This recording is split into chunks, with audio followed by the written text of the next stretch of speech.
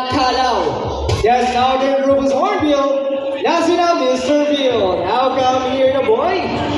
Ayan, okay. Mukhang nagpapugi pa yata si Mr. Bill. Ayan, okay. Once again, Mr. Bill.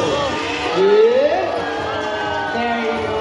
Oh, ayan, okay. Reviewing muna tayo kay Mr. Bill, guys. Ayan, okay. At syempre, ang kanyang younger brother na si JJ. Ayan, okay, tignan natin. And, there you go. That is Mr. Bill and JJ, our southern Rufus Hornbill, with the scientific name of Buceros Mindanensis. Minda meaning Mindanao, and ensis meaning belonging to.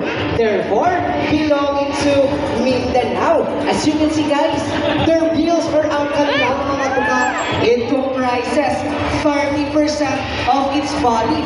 And also, they have a long and beautiful eyelashes po na kung makikita po natin sa malapitan. At ngayong hapon, magpapakitang gila sila gamit ang kanilang mga tuka. But before that, I have a job for you to follow muna, okay? At the count of 3, we need to shout